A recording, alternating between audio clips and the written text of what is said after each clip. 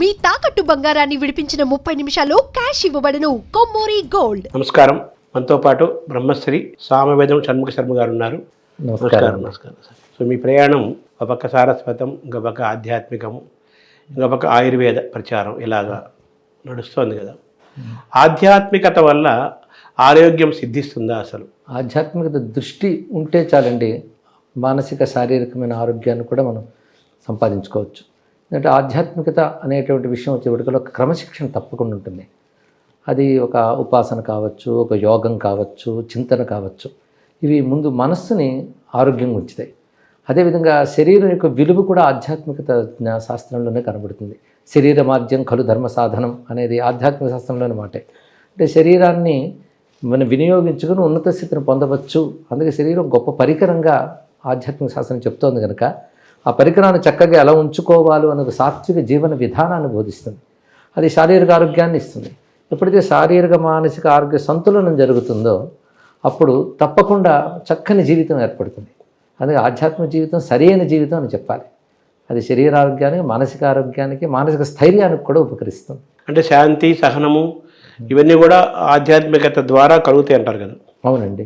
ఎందుకంటే క్షమ, సహనం అనేది గొప్ప గుణం. ఇప్పుడు మనం చూస్తున్న తరంలో కోల్పోతున్నది కూడా ఆ సహనమే. ఏదైనా కాసింత సౌకర్యం లేకపోతే చాలా అసహనం వస్తుంది. అది ఆధ్యాత్మిక దృక్పథం ఉంటే ఆ క్షమ వస్తుంది. ద్వంద్వాతీత స్థితి అంటారు. ద్వంద్వములకు అతీత, సుఖదుఖాలకు అతీత స్థితి ఉన్నత స్థితి అయితే, సుఖదుఖాన్ని సహించే స్థితి సాధనా దశ. దాటిన దశ అది సిద్ధ దశ అవుతుంది. సాధనా దశలోనే అటువంటి క్రమశిక్షణ, ఆ సహనము నేర్పుతుంది కనుక తప్పకుండా మనకి అది ఇతరులకి శాంతిని ఇవ్వగలం, మనం శాంతిని పొందగలం. అది ఆధ్యాత్మిక జీవితం నుండి విశేషం. అంటే మీ సాధనలో మీరు ఏమి అనుభవిస్తున్నారు, ఏమి అనుభవించారు, ఏం తెలుసుకున్నారు, మీరు అలా మీ స్వానుభవం చెప్పండి. అసలు సాధన ఎందుకు అంటే భగవద్ అనుభూతి కోసం అనేది నా నిర్వచనం. భగవద్ అనుభూతి కోసమే సాధన. నేను చాలా కాలం క్రితం శివపదంలో మాట అనుకున్నా, చేకూరుగాక నాకు శివానుభూతి, ఏకాంత భక్తి యోగం ఏపారుగాక అని రాయడం జరిగింది. ఆ భగవద్ అనుభూతి కావాలి. ఆ భగవద్ అనుభూతి అనేది మన అంతరంగంలోనే భగవంతుడు ఉన్నాడు. ఆయన అనుభూతులకు తెచ్చుకోవాలి. ఆ అనుభవం కోసం చేస్తున్న సాధనే ఇది. అది లక్ష్యంగా, అంతేగాని భౌతికంగా ఏదో సాధించాలని కాదు. అది లక్ష్యంగా చేస్తున్నప్పుడు ఆ భగవంతుడి యొక్క ప్రసారం మనకు లభిస్తుంది. అంత అంతరంగంలోనే ఉంటాడు కదా. ఆయనకు అభిముఖంగా వెళుతున్నప్పుడు ఆయన ప్రసారం మనకి లభిస్తూ ఉన్నప్పుడు ఒక దివ్యానుభూతి కలుగుతూ ఉంటుంది. అలాంటి అనుభూతులే ఈ సాధనలు ఉంటాయి. అయితే నా సాధనలో ప్రధానంగా నేను రచనలు సాధన కిందే, ప్రవచనము సాధన కిందే, ఇంకా అనుష్ఠానము సాధన కిందే తీసుకోవడం వల్ల ప్రతిదానిలో ఆ భగవదనుభూతిని పొందాలనేటువంటి లక్ష్యంతోనే నేను ఈ పని చేస్తూ ఉంటాను. ఆ దశలో ఒక మంత్ర సాధన కానీ, యోగ సాధన కానీ, అదేవిధంగా సారస్వత సాధన కానీ, ఇవన్నీ కూడా తదనుభూతి కోసమే చేస్తున్న విషయం కనుక అనుభూతి ప్రసారం కలిగినప్పుడు వచ్చే ఆనందం అది వ్యక్తీకరణ రూపంలో మళ్ళీ వస్తుంది. మనమైన ఆధ్యాత్మికమైన సాధన ద్వారా మనలోకి మనిషి తనలోకి తాను చూసుకునే లక్షణం ఏర్పడుతుందంటారా? అదే అంతర్ముఖ సమారాధ్య లలితా శాస్త్రంలో ఒక మాట ఉన్నది. ఆ అంతర్ముఖ దృష్టే చాలా ప్రధానమైనటువంటిది. అసలు ఆధ్యాత్మిక సాధన అంతా కూడా అంతర్ముఖీనతే, దానికోసమే ఏర్పడింది అని నా యొక్క లక్ష్యం. అదే బహిర్ముఖ సుదుర్లభ అంతర్ముఖ సమారాధ్య లలితా నామం ఒక సూత్రవాక్యంలా నాకు కనిపిస్తుంది. బహిర్ముఖత్వం ఉన్నంతకాలం ఆ దివ్యమైన ఆత్మానుభూతి రాదు. అంతర్ముఖత్వం ఉన్నప్పుడే వస్తుంది. అందుకే ఇంద్రియ మనోబుద్ధిని సంయమనం చేయడమే యోగము అని కృష్ణ పరమాత్మ భగవద్గీత నిర్వచనం చేశారు. ఆ అంతర్ముఖ సాధనకే ఇవన్నీ మనకు పనికొస్తున్నాయి. సారస్వతం కూడా ఒక యోగంగానే మనకు పనిచేస్తాం. అంటే మన ఋషులు, మనకు మహాకవులందరినీ కూడా మనం మహర్షులుగా మనం భావిస్తాం కదా. ఋషి కాని వాడు కవి కాలేడు. ఆ ఋషిత్వమే కవిత్వములను కూడా అంతే వస్తుంది అంటారు కదా. సో ఋషులు, మన పూర్వ మహాకవులందరూ ఆ ఋషితులులే కదా. అవునండి. వ్యాస వాల్మీకులు వాళ్ళు స్వయంగా ఋషులు. తర్వాత నన్నయ్య తిక్కనాథులు మన తెలుగు వాళ్ళని చూసుకున్నా కూడా వాళ్ళు కూడా ఆ మార్గంలో నడిచిన విశ్వనాథ సత్యనారాయణ గారు, కొపరప కవులు, తిరుపతి కవులు అందరూ అటువంటి మార్గాన్నే ఎంచుకున్నారు కదా. అయితే ఒకప్పుడు ఒక విద్యా విధానం ఉండేది, వేదమయమైన విద్యా విధానం ఉండేది. విద్యా విధానం మారటం వల్ల మన మనసుని, మన మెదడుని మనం సరిగ్గా ఉపయోగించుకోవట్లేదనే కూడా ఒక ప్రచారం ఉంది. అందులో ఎంతవరకు వాస్తవం ఉంది? నిజమేనండి. మీరు నాకు చెప్పినప్పుడు ఋషి, కవి అన్నారు. ఇక్కడ ఈ రెండు మాటలు వేదం ప్రకారంగా ఒకరినే తెలియజేస్తాయి. ఋషి దర్శనాత్, దర్శించేవాడు ఋషి. కవి క్రాంతదర్శి. రెండు కూడా దర్శనాన్ని తెలియజేస్తాయి. దర్శనం అంటే అతీంద్రియమైన ప్రజ్ఞ దర్శనం, అది కలిగిన వాడు ఋషి. అలాంటి ఋషులు చెప్పిన సత్యాల సమాహారమే మన సనాతన ధర్మం అంటే. మీరు చెప్పినటువంటి మహాకవులు ఎవరినైతే స్మరించామో వాళ్ళందరూ అటువంటి వారే. వాళ్ళ రచన చేసే దశలో వాళ్ళు ఋషులే, తుల్యం కూడా దాటిపోయింది, ఋషులే అయ్యారు. అందుకే వాళ్ళు అంత అద్భుతమైన దర్శనాలు పొందగలిగారు. దీని వెనకాల ఆనాటి ఒక అధ్యయన వ్యవస్థ చాలా బాగుండేది, అది అంగీకరించవలసినది. భాషను అధ్యయనం చేయడం కానీ, శాస్త్రాలను అధ్యయనం చేయడం కానీ ఒక వ్యవస్థగా ఏర్పడింది పరంపరగా మనకి. అది ఇప్పుడు లుప్తమైంది కొంత మేరకు, అందులో సందేహం లేదు. దీనివల్ల ఏమవుతుందంటే ఒక అద్భుతాన్ని ఆవిష్కరించుకునే యోగం పోతుంది. అటువంటి వ్యవస్థగానే ఉన్నట్లయితే వాళ్ళ ఆలోచన ఇవన్నీ కూడా ఒక మంచి పట్టు మీద ఉంటాయి.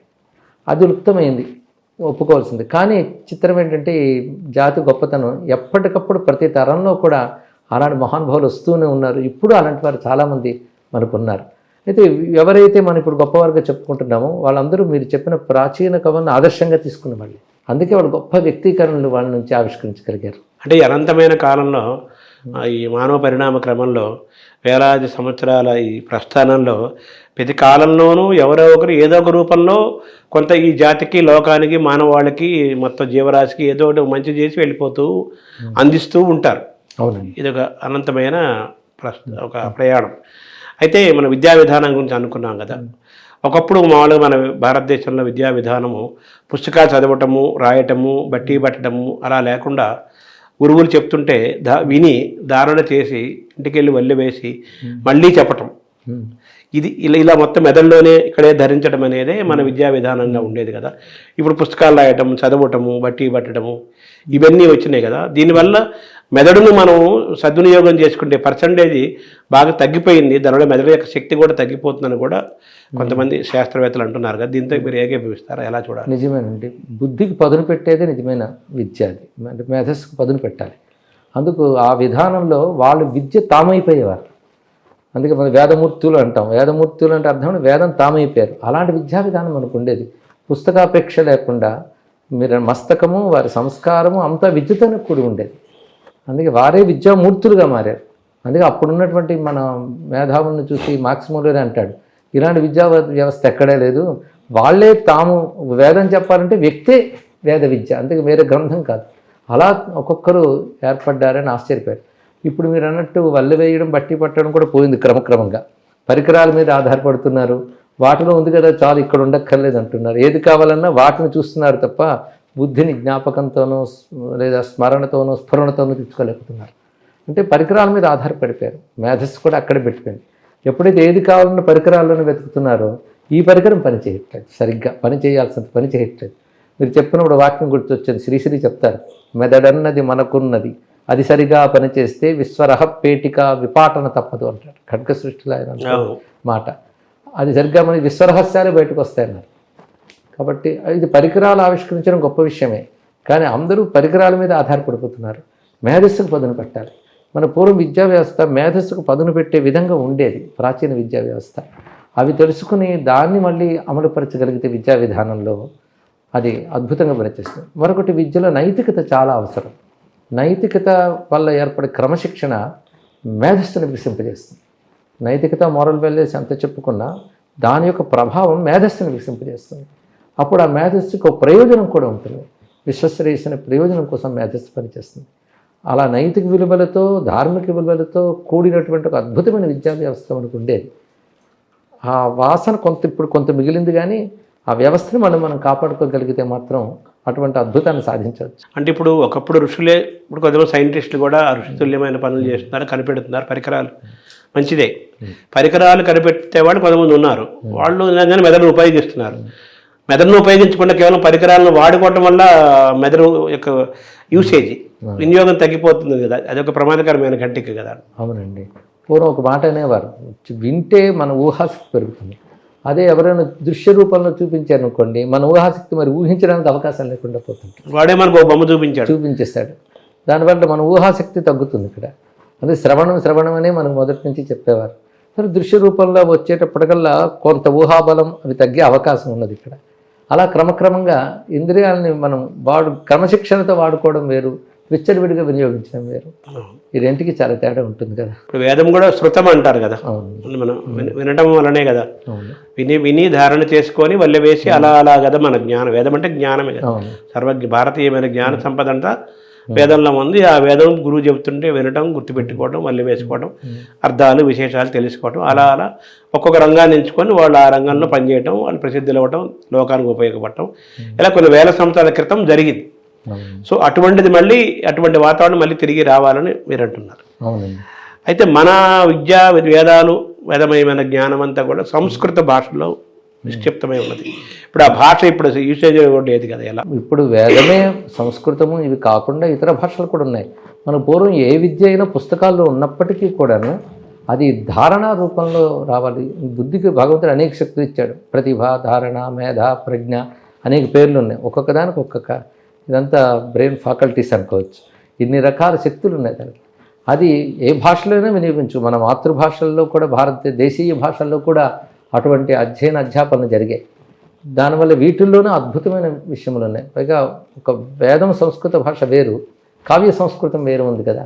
ఈ కావ్యాలు కూడా మన వాళ్ళు నేర్చుకునే పద్ధతి, కావ్య నేర్పే పద్ధతి కూడా ఉండేది. అన్వయము, దండాన్వయము, ప్రతిపద, తాత్పర్యం అలాగా నేర్చుకునేవారు. కావ్య సంప్రదాయం కూడా గురుముఖతగానే నేర్చుకునేవారు.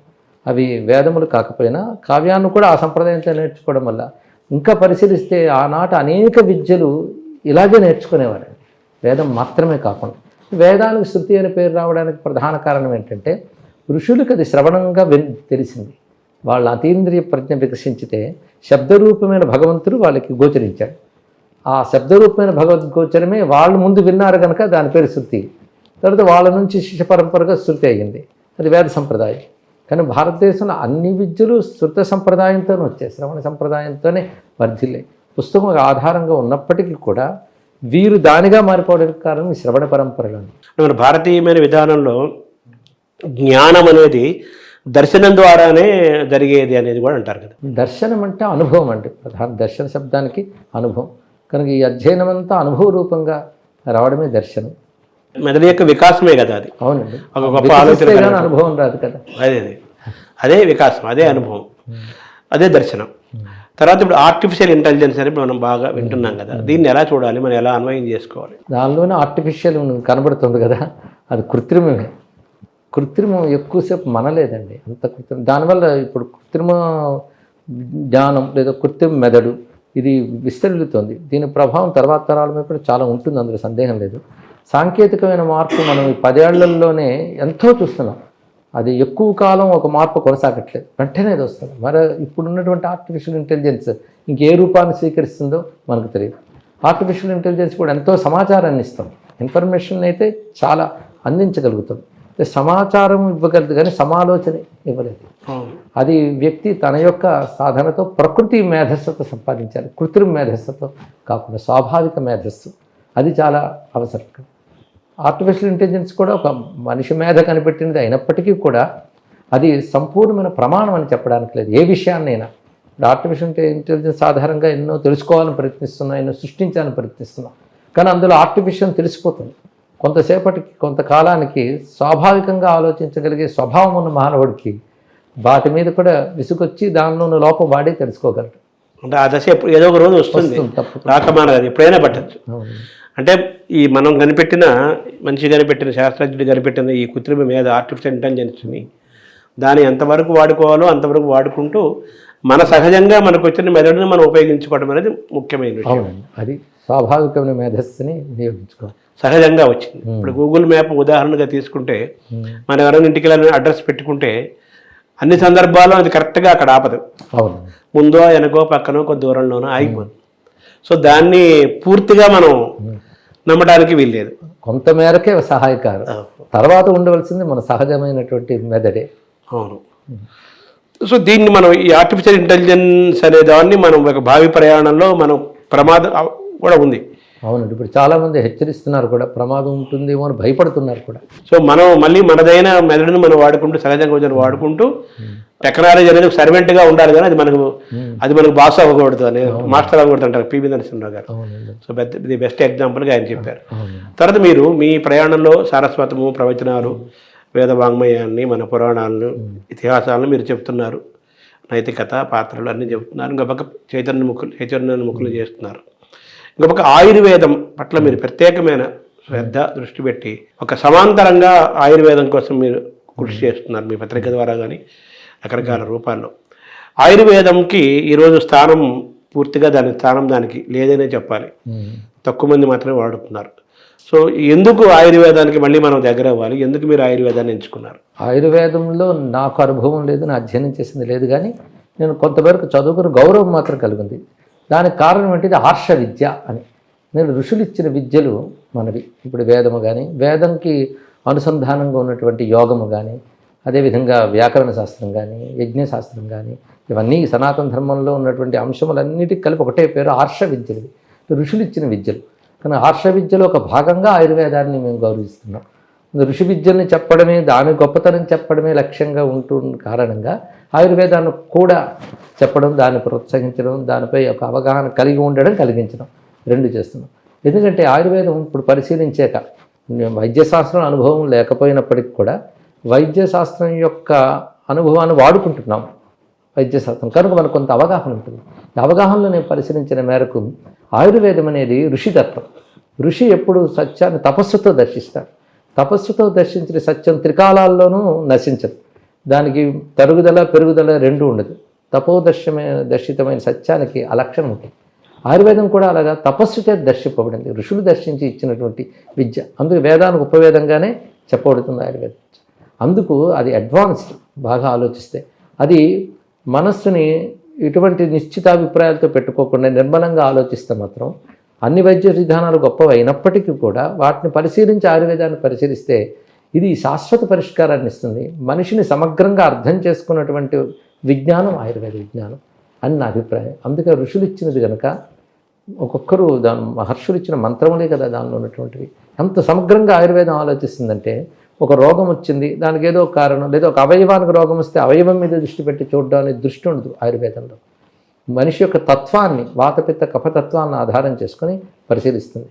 అందుకే ఎలాంటి రోగానికైనా ఔషధాన్ని సమకూర్చగలిగే శక్తి ఆయుర్వేదం ఉంది. వైద్యులు ఆ విధంగా దాన్ని గ్రహించగలిగితే తప్పకుండా ఆయుర్వేద ఫలాలు అందరికీ లభిస్తాయి. అయితే ఈ కాలం ఎలాంటిదంటే ఈ ఆర్ష విద్యల మీద ముందు అవగాహన లేదు. అప్రోచ్ అంటాం, ఒక్కొక్క దాని అప్రోచ్ ఒక్కొక్కలా ఉంటుంది. ఆయుర్వేదం అప్రోచ్ ఒకటి కనుక ఆర్ష విద్యల మీద అవగాహన లేకుండా పోతుంది. ఆర్ష విద్యలో భాగంగా మనం ఆయుర్వేదాన్ని చూసి దీని యొక్క ప్రయోజనాలను వినియోగించుకోవాలి. ఎందుకంటే సనాతన ధర్మం అంతా కూడాను భౌతికం ఆధ్యాత్మికం రెండు విధాల ఉన్నతి సాధించాలనే చెప్తాను. ఆ కారణం చేత మన ధర్మశాస్త్రాల్లో ఏవైతే ఆచారాలు వ్యవహారాలు చెప్పారో వాటిని ఆయుర్వేదంలో వాగ్భట్టుడు మొదలైన వారు చెప్పిన విషయాలు దగ్గర పెట్టి చూస్తే అవి ఒకేలా ఉంటాయి. అందుకు ధర్మశాస్త్రవేత్తను ఒక ఆయుర్వేద శాస్త్రవేత్తను కూర్చోబెట్టి మాట్లాడితే అరే రెండు ఒకటే కదా అంటారు. అలాగే సనాతన ధర్మంలో భాగంగా ఏర్పడిపోయింది.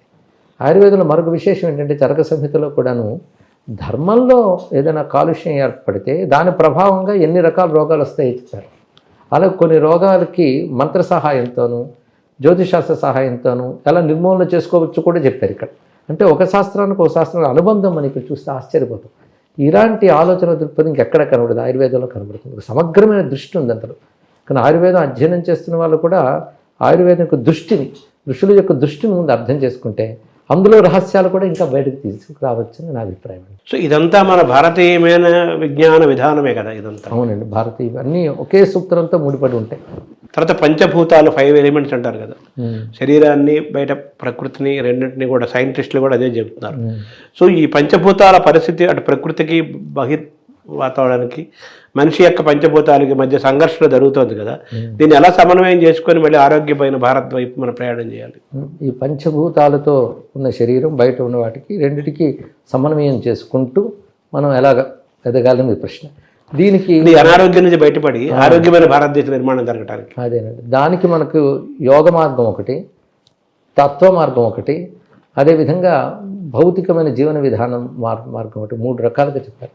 యోగాభ్యాసం కూడా మనలో ఉన్నటువంటి పంచభూతాలు బయట ఉన్న పంచభూతాలు రెండు నియంత్రించి సంయమనం చేసి సద్వినియోగపరచుకోవడం. ఎందుకంటే శీతోష్ణాలకు అతీతంగా ఉండాలి అని ఒక మాట ఉంది. ఇప్పుడు సుఖదుఖాలకు అతీతంగా ఉండాలంటే మనశ్శిక్షణతో సాధించవచ్చు. శీతోష్ణాలకు అతీతం అనేది ఎలా సాధించగలం? యోగంతో సాధించవచ్చు.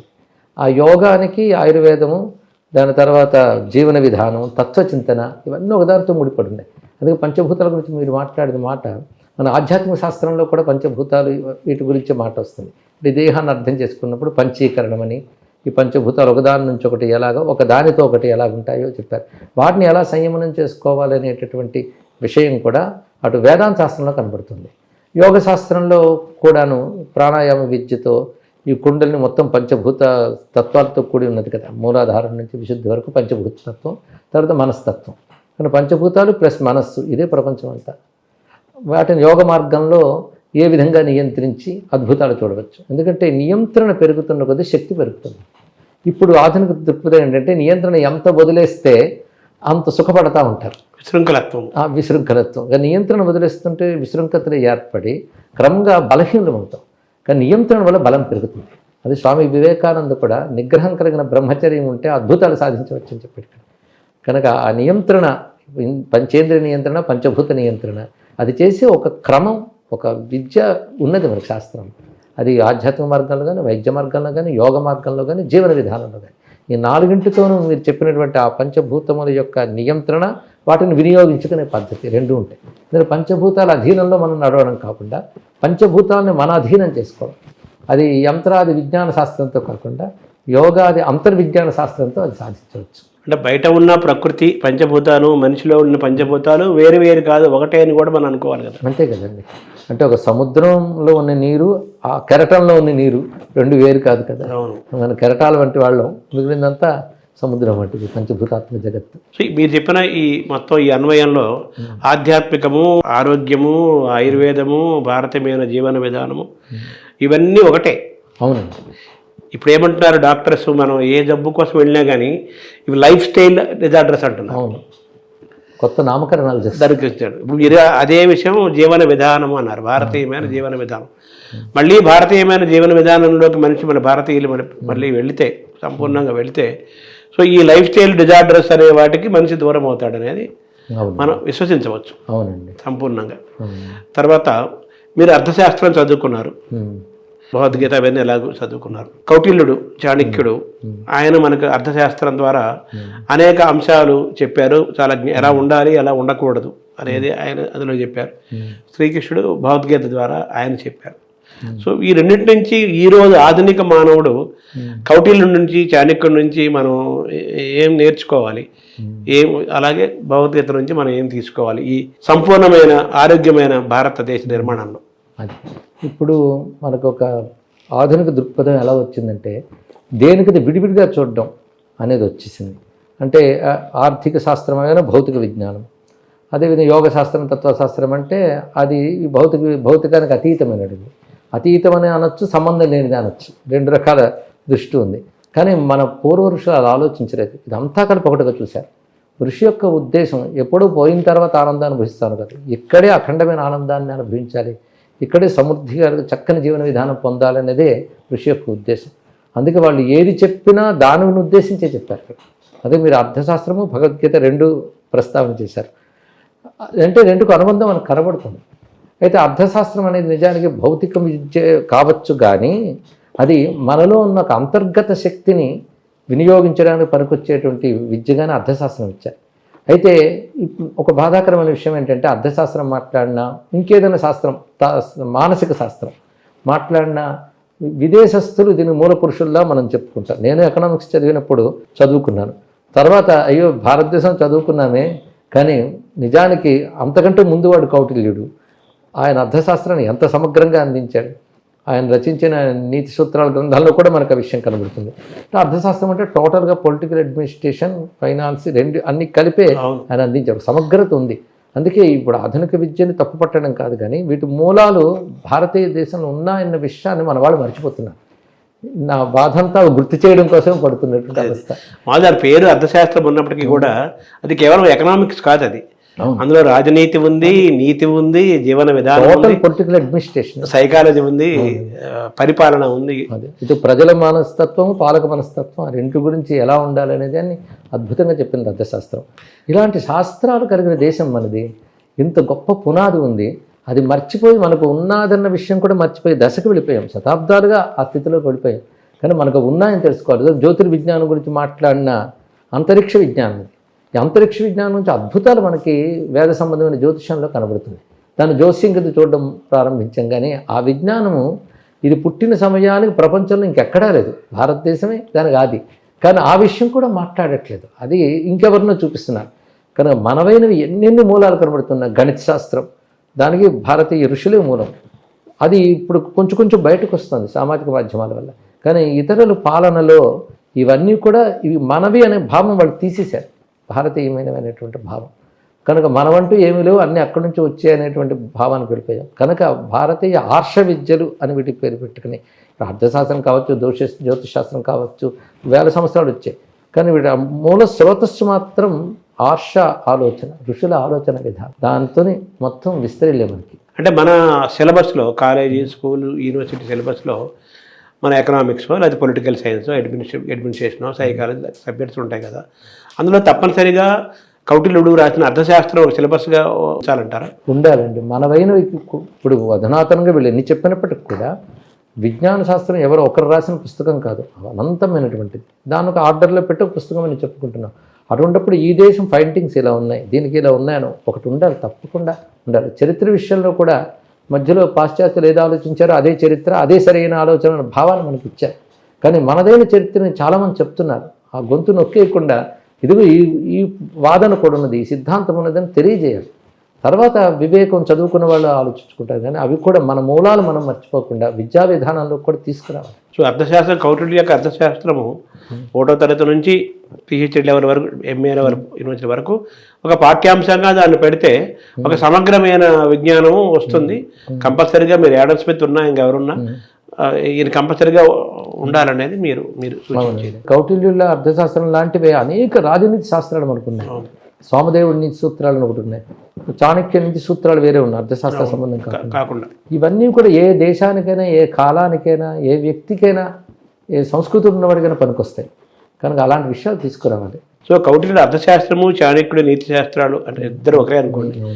ఇవన్నీ కూడా మన సిలబస్లో ఉంటే మన ఆలోచన విధానము, మన యొక్క మానసికమైన వికాసము, మన సహనము, శాంతి ఇవన్నీ కూడా జరిగి మళ్ళీ భారతదేశం మళ్ళీ ఒక ఒకప్పటి జ్ఞానభూమిగా మళ్ళీ ప్రపంచాన్ని శాసించడానికి, సమాజంతో ఎలా మెలగాలి, ప్రకృతితో ఎలా మెలగాలి, కుటుంబంతో ఎలా మెలగాలి, అవన్నీ కూడా వాటి ద్వారా మనకు తెలుస్తున్నాయండి. అక్కడ ఇప్పుడు చాలా ఇబ్బందులు ఎదుర్కొంటున్నారు కదా, మానవ సంబంధాలు దెబ్బతింటము, ఆర్థిక సంబంధాలు పెరగటము, స్వార్థము, దీంతో మొత్తం అంతా ఒక గజిబిజి అయిన అశాంతిలో నడుస్తుంది కదా.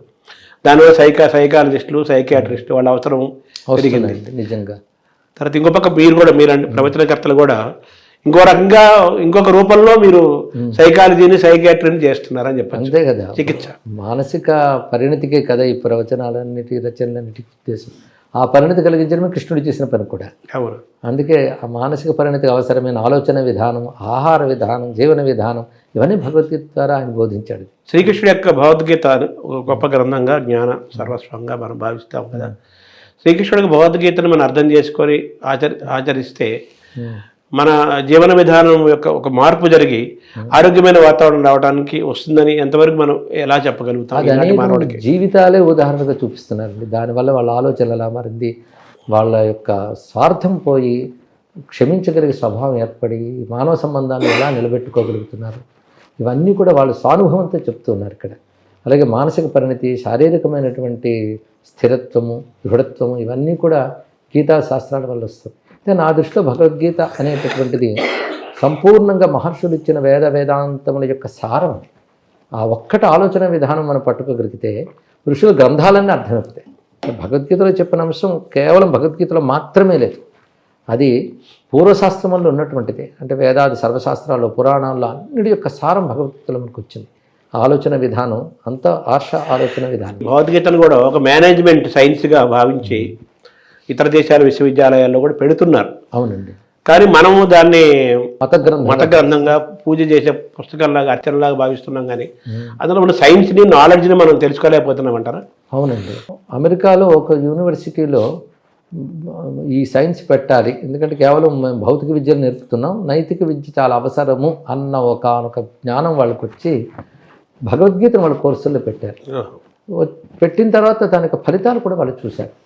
భగవద్గీతను సరిగ్గా అర్థం చేసుకోగలిగితే మాత్రం అదే ఋషులు చెప్పిన, సమస్త మానవ జాతికి చెప్పినటువంటి ఒక అద్భుతమైన జీవన విధానం భగవద్గీత వల్ల సాధ్యమవుతుంది.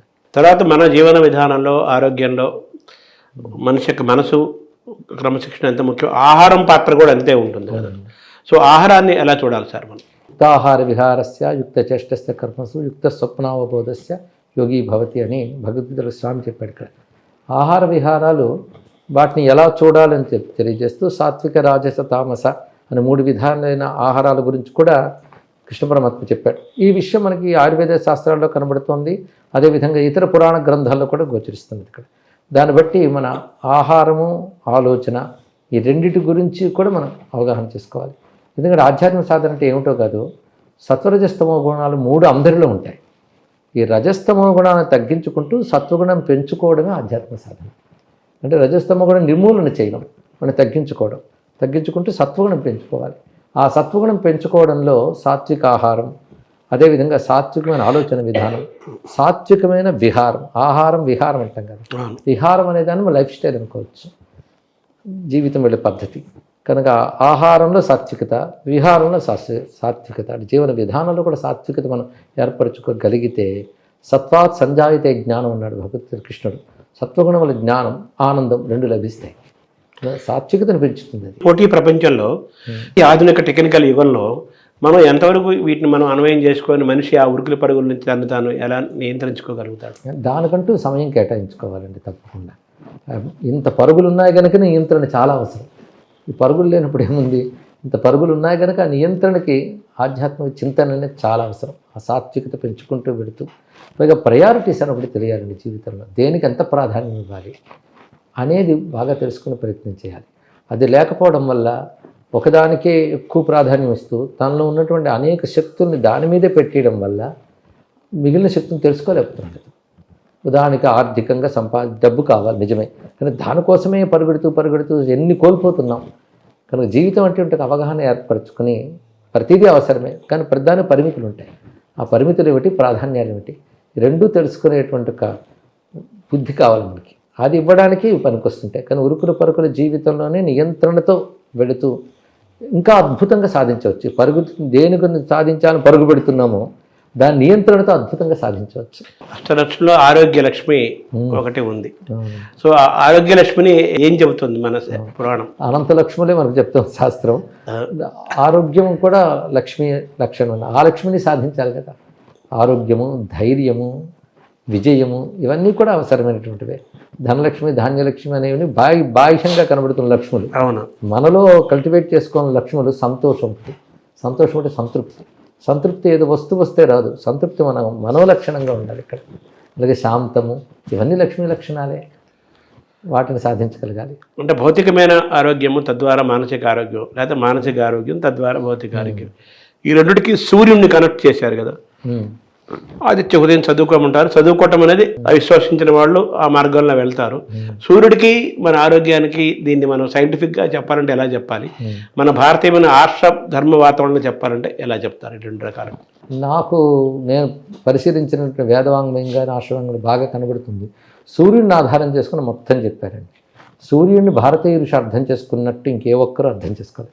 ఉదాహరణకి సూర్యుడికి ఎన్ని రకాల పేర్లు ఉన్నాయి మన సంస్కృతిలో. మనం ఏమీ తెలియని ఉన్నారు కానీ 10 పేర్లు చెప్పగలడు కనీసం.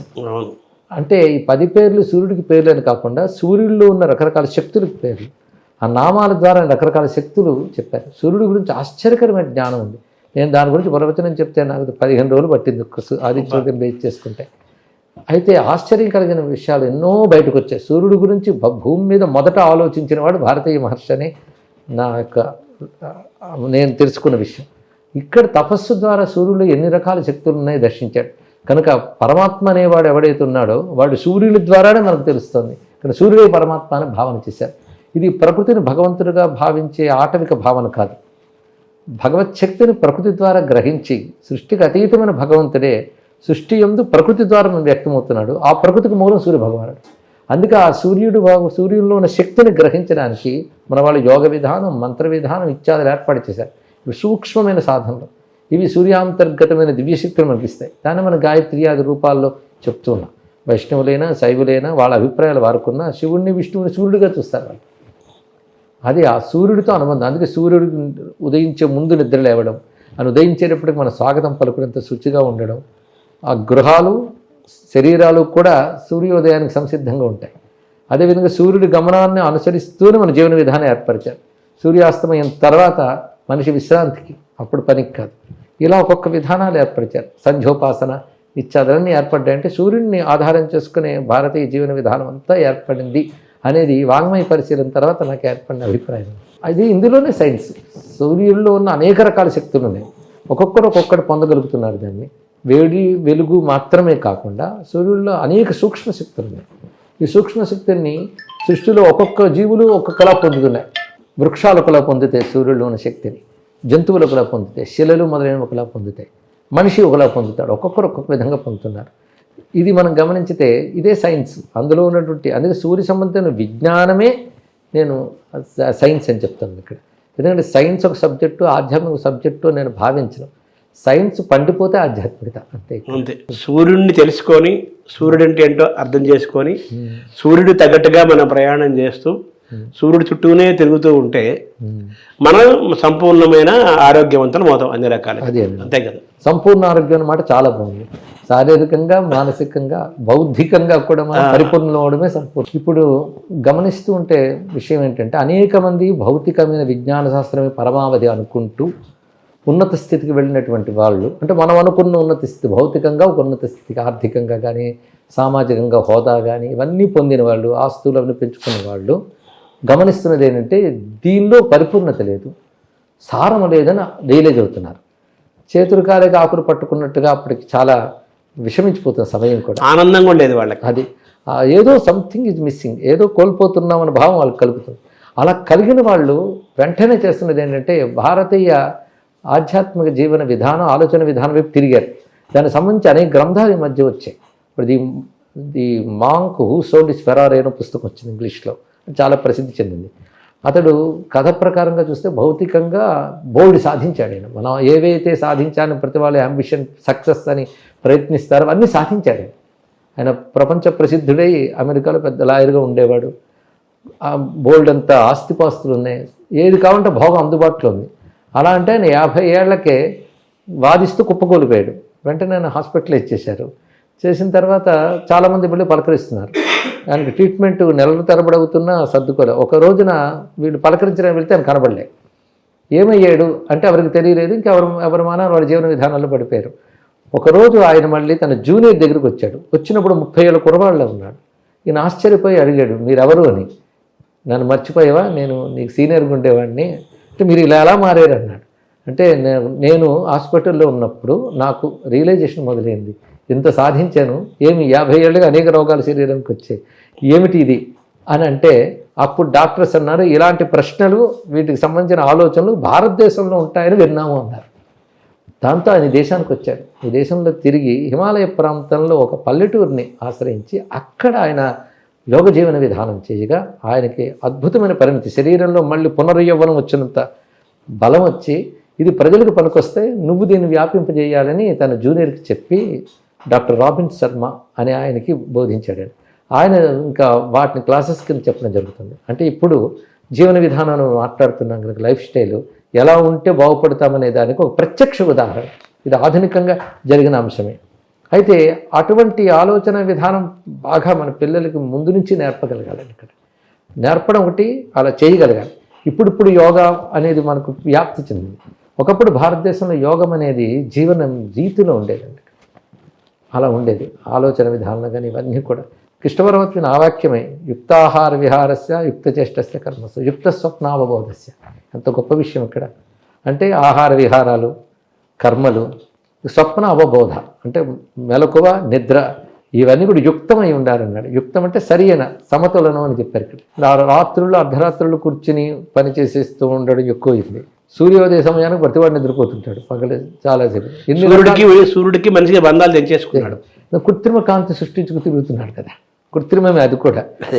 దానివల్ల ఏమవుతుంది, వాడు ఆరోగ్యాలు పాడవుతున్నాడు, జీవన విధానం పాడవుతుంది. మన బ్రాహ్మీ ముహూర్తం నిద్రలేవడం ఎక్కడ ఏ సంస్కృతిలో కనబడేది. ఇది ఏదో ఒక దైవాన్ని నమ్ము నీ పాపాలు పోతాయి, పుణ్యాలు వస్తాయి అని చెప్తున్నారే తప్ప నీ జీవన విధానం క్రమశిక్షణగా ఉండాలనేటువంటి చెప్పేది సనాతన ధర్మమే కదా. అంటే హెల్త్ రిలేటెడ్గా చెబితే కానీ ఇప్పుడు జనం అర్థం చేసుకునే పరిస్థితుల్లో ఉన్నారు. ఇంత హెల్త్ ఉందని మీరు చెప్తున్నారు. ఇప్పుడు హెల్దీ బాడీ ఎంత అవసరమో హెల్దీ మైండ్ కూడా అంత అవసరం. ఆరోగ్యకరమైన మనస్సు అంటే ఆధ్యాత్మిక చింతన ఉంటేనే ఆరోగ్యకరమైన మనస్సు. ఇక్కడ ఆధ్యాత్మికత అంటే ధార్మిక అని కూడా అర్థం చేసుకోవాలి. ధర్మం ఒకటి చాలా ప్రధానమైనటువంటిది. మన అవసరాలు, మన కోరికలు, మన అనుబంధాలని ధర్మం నిర్ణయించాలి, మన ఎమోషన్స్ నిర్ణయించకూడదు. ఇప్పుడు అలా కాకుండా మనవన్నీ మన ఎమోషన్స్ నిర్ణయిస్తాయి. ఇష్టాలు, నా జీవితం నా ఇష్టం అంటాడు, కానీ నీ జీవితం నా ధర్మం అనే మాట్లేదు ఇక్కడ. అందుకే కుటుంబ సంబంధాలు కూడా ఇప్పుడు ఏమయ్యాయంటే, ఇవాళ ఒక ఇష్టం కలుగుతుంది, రేపు ద్వేషం కలుగుతుంది. ఇష్టం కలిగినప్పుడు కలిసి ఉంటారు, ద్వేషం కలిగితే వెంటనే విడిపోతున్నారు. క్షణక్షణం స్వార్థంతో మారిపోతున్నాయి కదా బంధాలు. అందుకే ధర్మాన్ని నిర్దేశించేది మన ధర్మం. శాస్త్రం నిర్దేశిస్తే ధర్మం మన జీవితాన్ని నిర్దేశించాలి, మన బంధాలని ధర్మం నిర్దేశించాలి. ఈ బంధం ఎందుకు ఉంచుకోవాలి, ఈ బంధం ఎందుకు తెంచుకోవాలనేది ధర్మం నిర్దేశించాలి. అలా నిర్దేశించగలిగితే దాంపత్య ధర్మం క్షేమంగా ఉంటుంది, కుటుంబ ధర్మాలు క్షేమంగా ఉంటాయి. కానీ ధర్మానికి లోబడినప్పుడు కలిగే తృప్తి ఉంటుందండి. అంటే ఆయన తెలుసుకున్నాడా ఇవన్నీ 50 ఏళ్ళ 20 ఏళ్ళ చాలా తెలుసుకుని ఆ ఫైండింగ్స్ అన్నీ కూడా రాబిన్ శర్మకు చెప్తే ఆయన పాఠాలుగా తీసుకొచ్చారు. ఇది నేను ఒక ఉదాహరణగా చెప్తున్నాను. ఇలా ఎంతోమంది ఇప్పుడు మొన్న మనకు జరిగిన పుష్కరాల కాలంలో కూడా మీరు గమనించితే విదేశస్తులు ఎందరో హైందవ ధర్మాన్ని పాటిస్తున్న వాళ్ళు వచ్చారు, ఆచరిస్తున్నారు. అది వీళ్ళు వెళ్ళి మత ప్రచారం ఎవరూ చేయలేదు. ఇందులో ఉన్నది ఒక జీవన విధానం. దీనివల్ల మనం భౌతికంగాను మానసికంగాను అన్ని విధాల క్షేమంగా ఉండగలం అని తెలుసుకుంటున్నారు. తెలుసుకునే జీవన విధానంలో ఒక ప్రశాంతతని అనుభవిస్తున్నారు. ఒక 50 ఏళ్ల వయసు వచ్చి అనారోగ్యాలతో శరీరాన్ని తయారు చేసిన వాడు భారతీయమైన జీవన విధానానికి, ఆలోచన విధానానికి కనెక్ట్ అయిన తర్వాత అన్ని రోగాలు పోయి సర్వశక్తిమంతుడై 50 ఏళ్ళ నుంచి 30 ఏళ్ల యువకుడుగా మారి ఒక గొప్ప ఆశ్చర్యాన్ని కలిగించాడు ఆయన. అంతే కదా. ఇలాంటి వాళ్ళు ఎందరో ఉన్నారు. ఇప్పుడు ముఖ్యంగా మీరు గమనించితే యోగ జీవనంలో దీర్ఘాయుష్ అనేది సాధారణంగా కనబడుతుంది.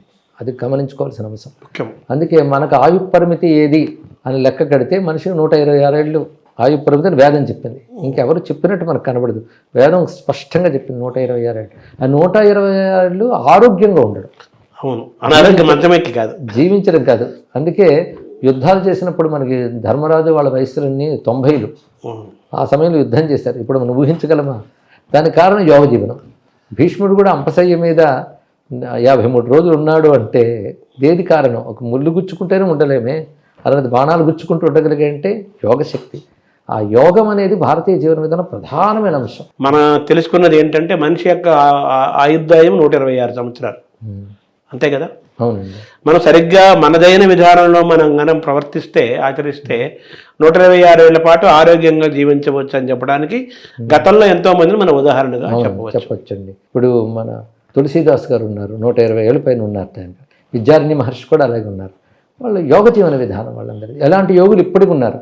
మనకి మనిషి గొప్పగా జీవించాలి అంటే భారతీయ ఋషి జీవన విధానం ఏంటంటే ప్రతివాడు ఆనందంగా ఉండాలనుకుంటాడు, గొప్పగా ఉండాలనుకుంటాడు. కానీ ఎలా ఉంటే గొప్పగా ఉంటాడు అనేది ఎప్పుడు చేసి చూపించారు. మనం చెప్పి చూపించారు, చేసి చూపించారు. రెండూ కనబడుతున్నాయి మనకి. అలాగే ఆనందం కూడా ఏది స్వచ్ఛమైంది, శాశ్వతమైంది, పవిత్రమైంది, గొప్ప ఆరోగ్యాన్ని ఇచ్చే ఆనందం కూడా మనం తీర్చుకోలేకపోతున్నాం కదా. అదే అందుకే మనకి బహిర్ముఖమైన విషయానందాల కంటే అంతర్ముఖమైనదే ఆనందం. అసలు ఆనందం స్వస్వరూపం అనే వేదాంత శాస్త్రం చెప్తాం. సో మీరు చెప్పిన వీళ్ళందరూ కూడా 126 ఏళ్ల పాటు సంపూర్ణమైన శారీరక మానసిక ఆరోగ్యంతోనే జీవించారు వాళ్ళు. అవును, పూర్తి జ్ఞానంతో కూడినటువంటి ఆరోగ్యం. మన మార్కండేయ మహర్షి కథ వింటాం. మార్కండేయుడు కల్పాంత జీవి అంటాం. అలాగే 1000 ఏళ్ల వయస్సు ఉన్నటువంటి యోగుల గురించి, ఋషుల గురించి ఇప్పుడు బయటకు వస్తున్నాయి. పరమహంస యోగానంద లాంటి మహానుభావులు రచించిన గ్రంథాల ద్వారా 1000 ఏళ్ల వయస్సులో కలిగిన యోగుల గురించి బయటకు వచ్చింది. ఇలాంటి అందరందరూ చూపిస్తున్నారు. అంటే వాళ్ళు అంత వయసులో ఆరోగ్యంగా ఎలా ఉండగలుగుతున్నారు? ఈ సాధన వల్లే కదా.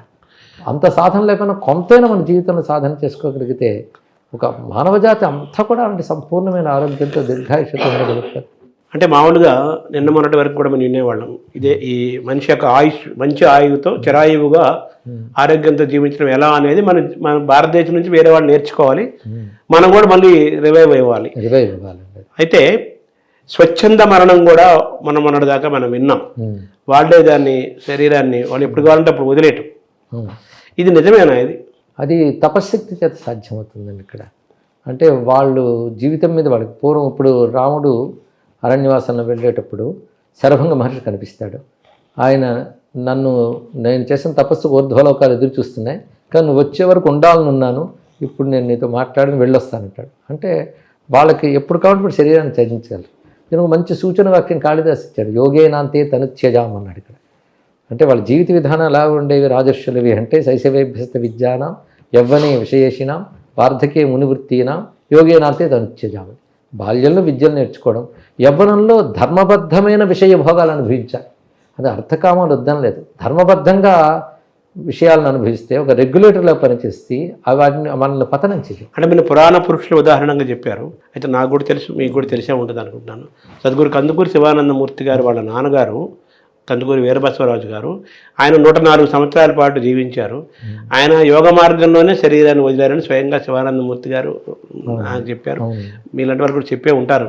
సో అది కూడా ఒక గొప్ప ఉదాహరణే కదా. అదే ఉదాహరణ. అంతేకాదు కొంతమంది ఒక లక్ష్యం కోసం భూమి మీదకి వచ్చి వాళ్ళు పుట్టిన దగ్గర నుంచి జీవించి ఉన్నంత కాలం అంతా లక్ష్యం కోసమే పనిచేస్తారు. ఉదాహరణ ఆదిశంకర భగవత్పాదులు వంటి వారు. అలాంటి వారు ఏమిటంటే ఇంకా వచ్చిన పని పూర్తయిందని స్వచ్ఛందంగా శరీరాన్ని విడిచిపెట్టిన మహానుభావులు ఉన్నారు. ఇప్పుడు వాళ్ళు అల్పాయుష్కులు అనడానికి లేదు, వాళ్ళ అసైన్మెంట్ కంప్లీట్ అయిపోయింది. కానీ వాళ్ళు ఇప్పటికీ జీవించున్నారు కదా. వాళ్ళ మాటలు వాళ్ళ విజ్ఞానం ఇప్పటికీ జీవించింది. వాళ్ళు 100 ఏళ్ళు లేరు 120 ఏళ్ళు అనడానికి లేదు, వాళ్ళకు లక్ష్యం పెట్టుకుని వస్తారు. వాళ్ళు ఎప్పటికీ అనంతంగా ఉంటారు. అలాంటి వాళ్ళు కారణజన్ములు సిద్ధ పురుషులు. అంటే వీళ్ళు ప్రాణాయామము దాని ద్వారా వదిలేస్తారంటారు. ఎలా తపస్సు అనేక రూపాలతో ఉంటుందండి. మన యోగ శాస్త్రం ఇప్పుడు పతంజలి యోగా ఒకటే మనం అనుకుంటున్నాం, దానికి రాజయోగం అని పేరు పెట్టవచ్చు. అది కాక మంత్రయోగ, హఠయోగ, లయయోగ, నాదయోగ అని 5 రకాలుగా భారతీయ యోగ విద్య వ్యాపించింది. ఇందులో ఏ యోగాన్ని మనం అవలంబించినప్పటికీ కూడా ఇది సాధించవచ్చు చెప్పినట్టు. మనిషి శరీరాన్ని యోగ మార్గంలో వదిలేసేయచ్చు. అదే యోగేన అంతే తనుత్యజం, చివరికి యోగంతో శరీరాన్ని విడిచిపెడతారట. అందుకే శరీరం మనల్ని విడిచిపెట్టడం కాదు, మనం శరీరాన్ని విడిచిపెట్టగలగాలి. అది ఆల్రెడీ జరిగింది, ప్రూవ్డ్ కదా. ఈ మార్గంలో ప్రాచీనులు రుజువు చేస్తున్నారు, అధునాతన కాలంలో కూడా యోగులందరూ వాటిని తెలియజేస్తున్నారు. ఇప్పుడు హఠయోగం బాగా ప్రస్తుతం ప్రాచుర్యంలో ఉంది కదా. సో హఠయోగం ద్వారా కూడా హఠయోగం కూడా ఇప్పుడు పూర్తిగా ప్రాచుర్యం ఉందని చెప్పడానికి లేదండి. హఠయోగం యోగాల్లో ఒకటిది అంతే. అది అందుకే యోగంలో శంకర భగవత్పాదులు చెప్పినట్టు తత్వ విచారణకు యోగం సహకరించాలి. యోగం మనకు ఒక శరీరానికి ఇవన్నీ ఇస్తూనే తత్వ విచారణ, ఏది సత్యం అనేది తత్వ విచారణ కలిగించాలి. కానీ యోగం తత్వ విచారణ వైపు తీసుకెళ్ళాలి, మనస్సుని వికారరహితంగా చేయగలగాలి. యోగశ్చిత్తవృత్తి నిరోధ కదా. వీటన్నిటికీ మంత్ర, నాద, లయ, అఠ, రాజ యోగములన్నీ ఒకదానితో కూడా ముడిపడి ఉంటాయి. కనుక ఇది ఒకటే అనుకోండి, అందులో అంశాలు కలిసి ఉంటాయి, మొత్తం కలిపి ఉన్నాయి యోగ శాస్త్రం. ఇది ఒక మాల అంతే. ఈ మాలలో ఇవన్నీ అమ్ముడు ఉన్నాయి. ఇవి తెలుసుకుంటే మనం ఆరోగ్యంగా 120 ఏళ్ళు ఆనందంగా జీవించవచ్చు. మన యోగ మార్గంలో శరీరాన్ని ఎప్పుడు కావాలంటే ఇప్పుడు వదిలేయచ్చు. అలాగే నిత్య యవ్వనంగా ఉండొచ్చు. ఇన్ని మన భారతీయమైన ఆలోచన విధానంలో ఉన్నాయి. వార్ధక్యం రావచ్చు కానీ జర రాకూడదన్నారు. వార్ధక్యం అంటే వయస్సు పెరుగుదల, జర అంటే జీర్ణించుకోవడం. ఆ జీర్ణత్వం రాకుండా వార్ధక్యం ఉండాలి, పటుత్వంతో ఉంటాం. అందుకే పశ్యేమ సరదిస్తాం, నందామ సరదిస్తాం, మోదామ సరదిస్తాం, భవామ సరదిస్తతం అని వేదం చెప్తుంది. అంటే 3 ఏళ్ళు చూస్తూ బ్రతకాలి, వింటూ బ్రతకాలి, అంటూ బ్రతకాలి. ఓ పరమాత్మ నిన్ను చూస్తూ, నిన్ను అంటూ, నిన్ను వింటూ బ్రతకాలి సూర్యమంత్రంలోనే మనకు కనబడుతుంది. అంటే పంచేంద్రియాలు అన్ని బాగా పనిచేస్తుందని అర్థం. అది సారాంశం. అది అసలైన జీవితం. దానికి భారతీయ జీవన విధానం అనేక శాస్త్రాలతో, యోగ శాస్త్ర, మంత్ర శాస్త్ర, వైద్య శాస్త్రాలతో ముడిపడి మనకు పద్ధతిని ఏర్పరిచింది. సో ఇప్పుడు కూడా మీరన్న మార్గంలో మనిషి ప్రయత్నం మొదలు పెడితే 126 ఏళ్ళు మనం అనుకున్న సంపూర్ణమైన ఆరోగ్యంతో జీవించవచ్చు. జీవించవచ్చండి. నమస్కారం. నమస్కారం.